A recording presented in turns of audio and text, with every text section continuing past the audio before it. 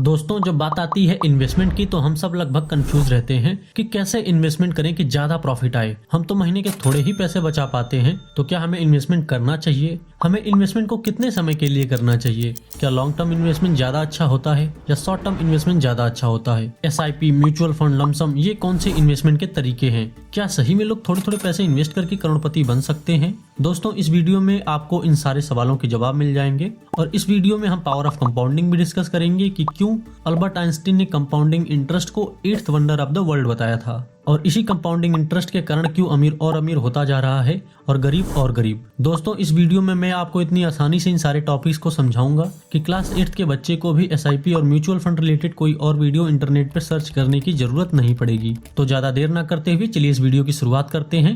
मैं हूं आपका दोस्त यादवेंद्र और आप देख रहे हैं फाइनेंस विथ यदु। SIP यानी सिस्टमैटिक इन्वेस्टमेंट प्लान। अब जैसा कि आपको नाम से ही पता चल रहा है, ऐसा इन्वेस्टमेंट जो सिस्टमैटिक वे में हो।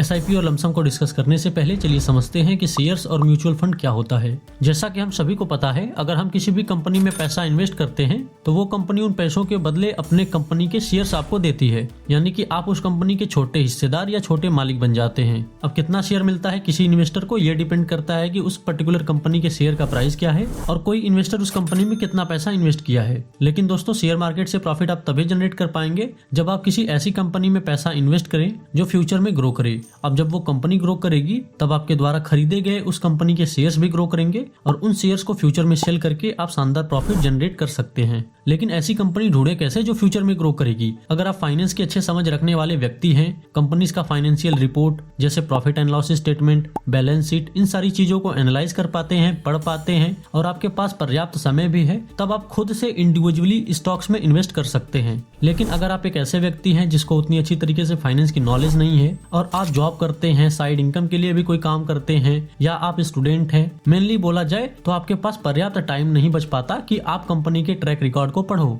तब दोस्तों यहाँ पर आप हेल्प ले सकते हैं म्यूचुअल फंड की। आपने टीवी पर, सोशल मीडिया पर ना जाने कितनी बार सुना होगा कि म्यूचुअल फंड सही है, म्यूचुअल फंड सही है, म्यूचुअल फंड सही है। तो सही तो कहा था। सारा पैसा मैं म्यूचुअल फंड में डाल दूंगा। Very good. म्यूचुअल फंड्स हर महीने इन्वेस्ट करो, फ्यूचर की तैयारी करो। सही है सर। आप खेल ले। अब म्यूचुअल फंड सही कैसे और किसके लिए है ये समझते हैं। देखिए, म्यूचुअल फंड में आज सभी लोग इन्वेस्ट करते हैं, जिनको फाइनेंस की अच्छी नॉलेज है वो भी, जिनको नहीं है वो भी।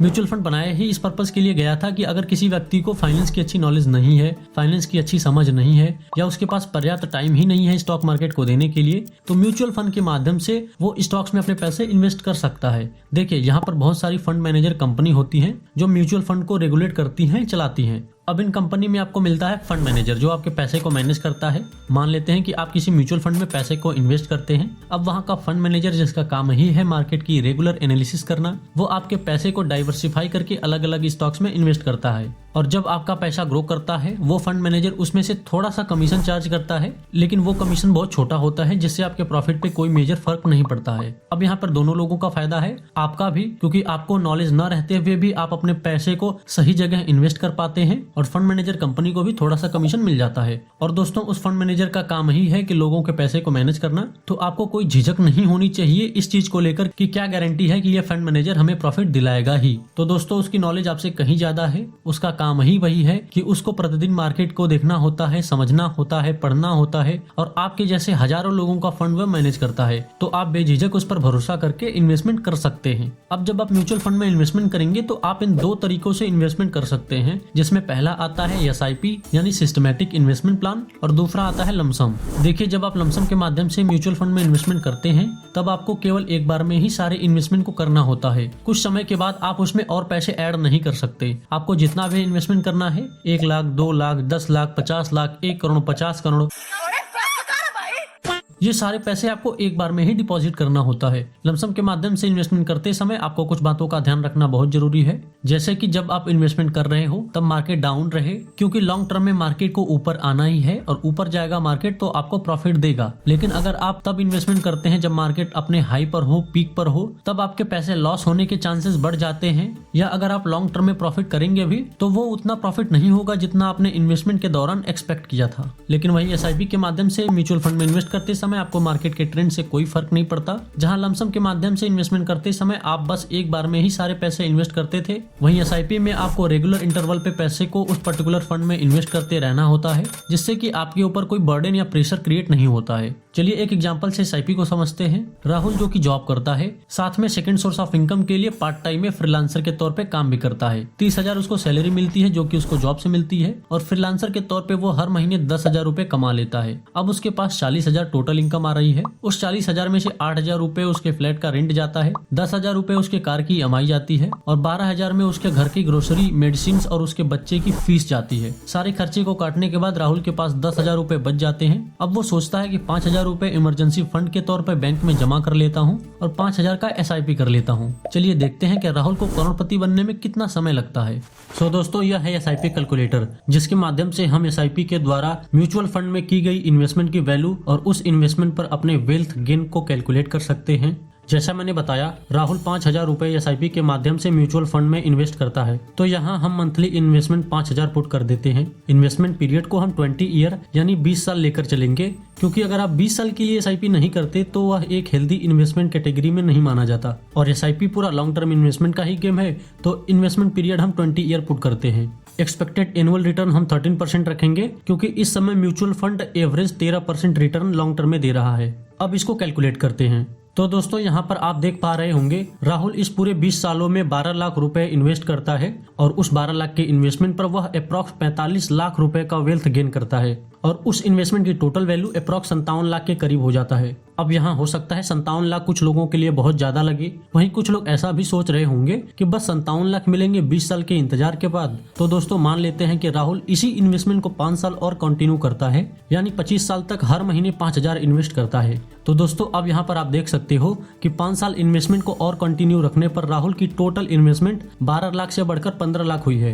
वहीं 15 लाख की इन्वेस्टमेंट पर राहुल को अब अप्रॉक्स 1 करोड़ 13 लाख रुपए मिलेंगे। बट मान लेते हैं राहुल 5 साल और इन्वेस्टमेंट को कंटिन्यू रखता है, तो जहां 25 सालों में राहुल को 15 लाख इन्वेस्ट करने पर 1 करोड़ 13 लाख रुपए मिल रहे थे, वहीं 5 साल और इन्वेस्टमेंट करने के बाद यानी 30 साल पर राहुल को 2 करोड़ 21 लाख रुपए मिलेंगे। और इस 30 साल में राहुल ने मात्र 18 लाख रुपए की इन्वेस्टमेंट की है। तो दोस्तों, यह है एसआईपी के माध्यम से म्यूचुअल फंड में इन्वेस्ट करने की ताकत, जो आपको अमीर बनाने के लिए काफी है। अब यहाँ आपको एक क्वेश्चन सूझ रहा होगा कि जितने लंबे समय के लिए इन्वेस्टमेंट करते हैं उतना ही ज्यादा प्रॉफिट होता है, तो ऐसा क्यों होता है? तो दोस्तों, इसको समझने के लिए आपको कंपाउंडिंग की ताकत को समझना होगा। देखिए, जब राहुल ने फर्स्ट मंथ 5,000 रुपए इन्वेस्ट किया, और मान लेते हैं कि उस इन्वेस्टमेंट पर मंथली उसको 10% का रिटर्न आया, तो नेक्स्ट मंथ उसका 5,000 की इन्वेस्टमेंट बढ़कर 5,500 हो चुका होगा, और जो 500 रुपए उसको मिला है वो उसको मार्केट से रिटर्न आया है। इस बात का आप ध्यान रखिएगा। अब जब राहुल फिर से सेकेंड मंथ अपने एसआईपी डेट के अनुसार 5,000 इन्वेस्ट करेगा, तो अब राहुल के पास 10,500 रुपए का इन्वेस्टमेंट बेस बन चुका है। लेकिन राहुल 2 महीनों में केवल 10,000 रुपए ही इन्वेस्ट किया था, और पिछले महीने जो 500 रुपए मार्केट से उसको मिला था,